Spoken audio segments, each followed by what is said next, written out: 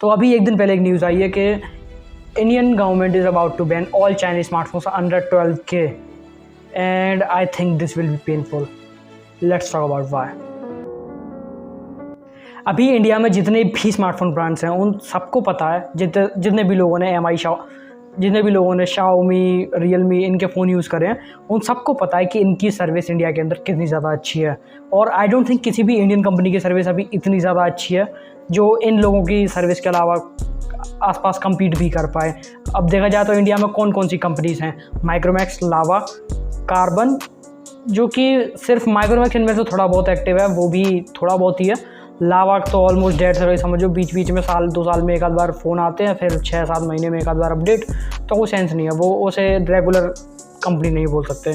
फिर आती है कार्बन, इनका तो नाम ही ख़त्म हो गया। फिर आती है थोड़ी बहुत जियो, और जियो का सही बताओ रेपुटेशन अभी और ऐसी हो रखी है, जियो फ़ोन के नाम से बस सिर्फ वही कीपैड वाला जियो फ़ोन दिमाग में आता है, और स्मार्टफोन का तो सच में क्या हुआ था वो सबको पता है। अब सेकंड पॉइंट की बात करता हूँ मैं। मान लो इंडिया में जितने भी चाइनीज़ ब्रांड हैं like Xiaomi, Realme, Oppo, Vivo, OnePlus, ये सारे 12,000 के नीचे वाले फ़ोन, इनके Infinix, टेक्नो, ये सब बैन हो जाते हैं।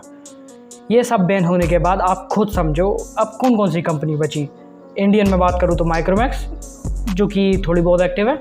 दूसरी बात करूँ मोटोरोला, सैमसंग ऑलरेडी 15,000 के नीचे फ़ोन बेचना बंद कर चुका है। और बाकी दूसरे की बात करूँ मोटोरोला, तो मोटोरोला हाँ एक अच्छा, डेफिनेटली इंडियन ब्रांड से तो बहुत अच्छा बन जाता है, लेकिन अभी के हिसाब पे मोटोरोला लिनोवो के नीचे आता है। तो लिनोवो अगर एक चाइनीज़ कंपनी है तो ऑब्वियसली मोटोरोला भी एक चाइनीज़ कंपनी हो जाती है। तो अब कोई भी कंपनी नहीं बची जिसे आप खरीद सकते हो। और मेरे हिसाब से जितना लोगों को ट्रस्ट है वो बाहर की ब्रांड्स के ऊपर, लाइक चाइनीज़ ब्रांड के ऊपर ही लोगों को ट्रस्ट है। इंडियन ब्रांड के ऊपर लोगों को ट्रस्ट है ही नहीं। लोग माइक्रोमैक्स के फ़ोन दुकानों में आते हैं तो डले रहते हैं, उनको कोई नहीं पूछ रहा। डिस्ट्रीब्यूटर को बोल रहे हैं कि एक बार ये फ़ोन ले लिया, ये बिक जाए बस, इसके बाद कोई और फ़ोन नहीं खरीदूँगा ताकि मैं आगे बेच पाऊँ, तो कोई सेंस नहीं बनता। और आपको ऐसा क्यों लगता है कि इंडियन गवर्नमेंट एक साथ 12,000 के नीचे सारे वाले फ़ोन बैन करने वाली है? इसका मैं एक बहुत बड़ा रीज़न बताता हूँ। देखो, सबसे पहले तो इंडिया और चाइना कॉन्फ्लिक्ट चल रही है। अब इंडिया चाइना कॉन्फ्लिक्ट कब देखा जाए तो हमेशा घाटा रहा है। पहले कभी ऐप बैन होते थे, 50 ऐप, फिर BGMI बैन हो गया, टिकटॉक बैन हो गया, ये बड़े बड़े ऐप भी बैन कर दिए क्योंकि इनका चाइना से डाटा शेयरिंग का कुछ दिक्कत थी। ठीक है, तो पहले ऐप बैन होते थे, अब फ़ोन ही बैन हो रहे हैं, वो भी ऐसे फ़ोन जो कि लीडिंग फ़ोन्स हैं। मतलब इसके अलावा कोई और फ़ोन है नहीं। एक और चीज़ में बात करूँ तो अभी एक चीज़ और होने वाली है, इंडिया में 5G का रिवॉल्यूशन आने वाला है। और इसका सबसे बड़ा फ़ायदा कौन सा कंपनी उठा सकती है? जियो, क्योंकि जियो और बीजेपी के देखा जाए तो बहुत ज़्यादा अच्छे रिलेशंस रहे हैं।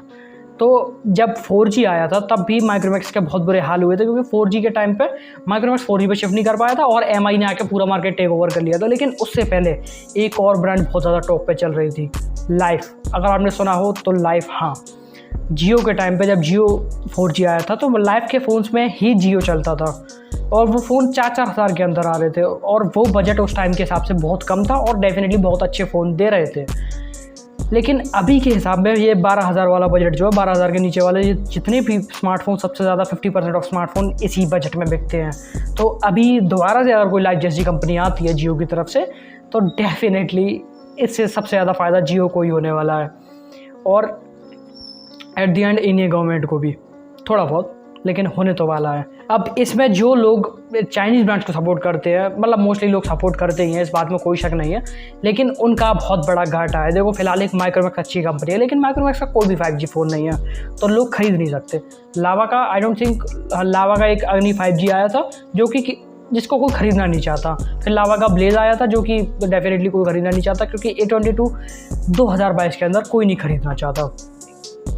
तो अब इन फ़ोन्स का तो सीन आप छोड़ ही दो, मतलब माइक्रोमैक्स के थोड़े बहुत फ़ोन ठीक है। N2 तो N2 एक बहुत अच्छा फ़ोन है, N1 भी एक अच्छा फ़ोन है, Note 1 ठीक ठाक फ़ोन है, लेकिन अगर बैटरी की दिक्कत ना आए तो इन चीज़ों को ठीक है लोग खरीद सकते हैं। लेकिन 12,000 के नीचे अभी ऐसा कोई मार्केट में बहुत ज़्यादा कंपटीटर ऐसा अवेलेबल नहीं है जो कि इन चाइनीज़ फ़ोन्स को कम्पीट कर पाए। कोई भी फ़ोन नहीं है ऐसा।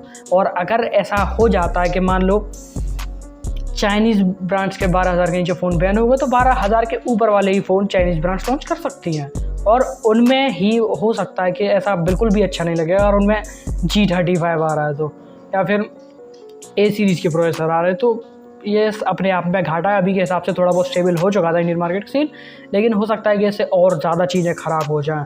अब देखते हैं, फ्यूचर की बात है भाई, फ्यूचर में कुछ भी हो सकता है फ़ोन और अच्छे हो जाएँ, हो सकता है फ़ोन और ज़्यादा ख़राब हो जाए।